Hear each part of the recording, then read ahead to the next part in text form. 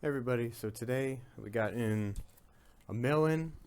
We do lots of data recoveries too, so if you guys are always interested, we have all our contact information down below. We do cool stuff. We do data recoveries. We do stuff even like this. We can do USB. We got this USB sent in.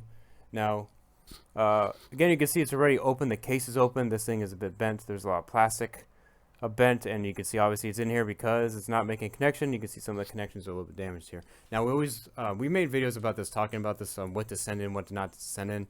And anytime that you have a data recovery that you really need, that the data is really important, which I assume every data recovery is important anyway, I would hope so, but by always looking at these, you're really not too sure, because whenever you open up anything, any type of casing or any plastic, you can also damage the USB further, making recovery chances much lower. If there's any caps or anything missing on there, then that would be a major problem as well too, because then you have to get donor ones and you have to do lots of other stuff. But just making extra effort and the less chance for recovery, which is the most important thing, is to really get the data off. So I'm not gonna really go into it about talking about sending these things in like that, especially if they've been opened or worked on. We don't really take stuff like that, but if it's been open and cracked open, you can obviously see there's a little bit of a struggle there, and I really don't think that was because of the USB was like that when it was inside the machine and it just cracked anyway. But let's take a look under the microscope, because it'll be a little bit easier for you guys to actually see it, and we can actually look at the damage there and see what's going on.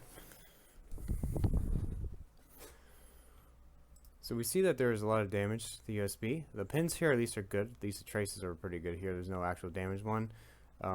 But where the connection makes here, you can see this part is a little bit cracked. Now this, I really don't think that there's a crack like this. This crack looks like it's been possibly removed and maybe opened a little bit, and that's probably why there's a little bit more damage. Where the pins actually like this before, it's always hard to tell. Okay, you can see this is a SanDisk USB. It's controller and the flash. So controller, everything looks to be pretty healthy. So mainly what we need to focus on is fixing this connection. So let's go ahead and see if we can actually make it work.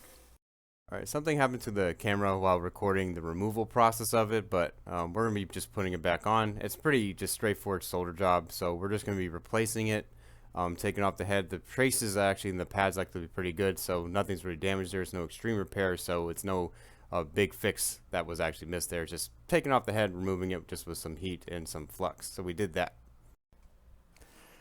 So guys, we did the replacement on the head part that you see, but we're still having another problem to work with here. Nothing is ever as easy, especially in data recovery.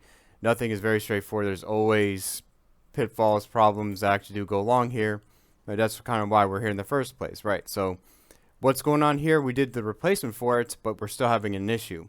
Most likely what can happen, especially if the USB is this badly damaged, at least for the physical part of it, it can lead to other damage as well, even though you can't obviously see anything just on the surface. The traces look good, the pads look good. There's lots of other things going on the USB, lots of other components, especially on the little PCB board there. And continuous use, especially on like maybe a bent USB, or maybe it was a little bit cracked somewhere, maybe a little bit of damage, what it can do is it can lead to a short somewhere else. And it kind of looked like that there is an issue with the controller. So we're going to actually go under the thermal cam here. If you actually go ahead and take a look, we're going to show you exactly what we're talking about. So when you plug it in, it's going to get very warm in a certain area. Sometimes it can be warm to the touch. Other times you might need a thermal cam to actually see this. And you can actually see that the area that is getting warm is the controller. Now this is a SanDisk controller, so we definitely need to get a donor controller, swap it out there, and then we'd have to use our PC3000 to help us extract the data.